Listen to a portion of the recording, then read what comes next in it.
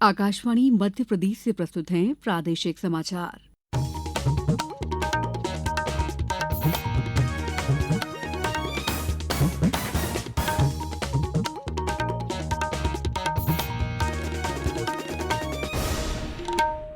नमस्कार, समाचारों के साथ मैं दीपा सिंह। मुख्यमंत्री डॉक्टर मोहन यादव ने आज दुबई में आयोजित ब्रीफिंग में सहभागिता की। इस दौरान मुख्यमंत्री ने मध्य प्रदेश और यूएई के प्रमुख व्यापार समूहों के साथ सहयोग को गहराने, इलेक्ट्रिक वाहन, टेक्सटाइल, लॉजिस्टिक्स, कृषि और पर्यटन क्षेत्रों में सेक्टर विशिष्ट राउंड टेबल्स आयोजित करने और एमपी मूल के सूक्ष्म, लघु और मध्यम उद्यम को नीति आधारित सहायता प्रदान करने पर चर्चा की।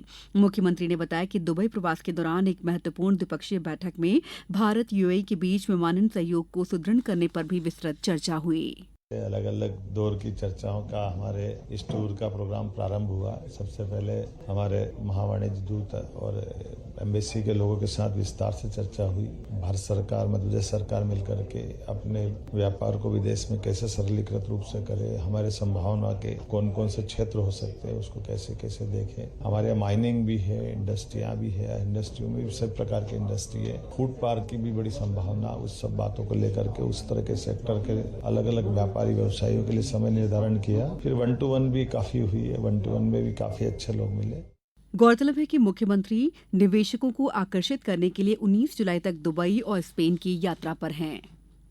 देश की विधानसभाओं में गठित होने वाली समितियों की प्रणाली की समीक्षा के लिए गठित समिति की पहली बैठक आज प्रदेश विधानसभा सचिवालय भवन में आयोजित की जा रही है। इस महत्वपूर्ण बैठक की अध्यक्षता मध्यप्रदेश विधानसभा के अध्यक्ष नरेंद्र सिंह तोमर कर रहे हैं। इस बैठक में उत्तर प्रदेश, राजस्थान, हिमाचल प्रदेश, सिक्किम, ओडिशा और पश्चिम बंगाल के विधानसभा अध्यक्ष भाग ले रहे हैं। बैठक में विधानमंडलों में समिति प्रणाली की समीक्षा किए जाने के साथ ही उन्हें सुदृढ़ बनाने पर विचार मंथन होगा। मध्यप्रदेश विधानसभा के प्रमुख सचिव एपी सिंह ने कहा है कि बैठक को आधार बनाकर नई व्यवस्था देश भर के राज्यों में लागू करने के लिए बैठक के मिनट्स लोकसभा में प्रस्तुत किए जाएंगे।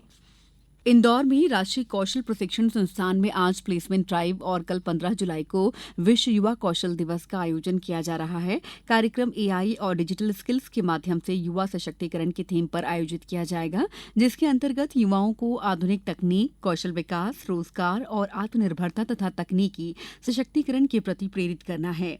आज प्लेसमेंट ड्राइव में विभिन्न कंपनियां भाग लेंगी और प्रशिक्षित युवाओं को रोजगार के अवसर प्रदान किए जाएंगे। लोगों को उनके निवास के निकट स्वास्थ्य सुविधाएं उपलब्ध कराने के उद्देश्य से आयुष्मान भारत योजना के अंतर्गत आयुष्मान आरोग्य मंदिरों को विकसित किया गया है। इन आयुष्मान आरोग्य मंदिरों में आज आयुष्मान आरोग्य शिविरों का आयोजन किया जा रहा है। मुख्य चिकित्सा एवं स्वास्थ्य अधिकारी कार्यालय द्वारा दी गई जानकारी के अनुसार शिविरों के माध्यम से समुदाय के अंतिम व्यक्ति तक स्वास्थ्य सुविधाएं उपलब्ध कराए जाने का लक्ष्य है। शिविरों में विभिन्न रोगों की जांच, उपचार और आवश्यकता पड़ने पर अन्य संस्थाओं में रेफरल की सुविधाएं भी उपलब्ध होंगी। आज सावन का पहला सोमवार है। इस अवसर पर प्रदेश भर के शिव मंदिरों में श्रद्धालुओं की भीड़ उमड़ रही है। उज्जैन में आज भगवान महाकाल की पहली शाही सवारी निकाली जाएगी। उधर खंडवा जिले की तीर्थनगरी ओमकारेश्वर में श्रावण माह के पहले सोमवार को आज भगवान ममलेश्वर की सवारी निकाली जाएगी। विदिशा, सतना, जबलपुर, आगरमालवा सहित सभी जिलों में सुबह से ही शिवालयों में भक्त विशेष पूजन के लिए पहुंच रहे हैं।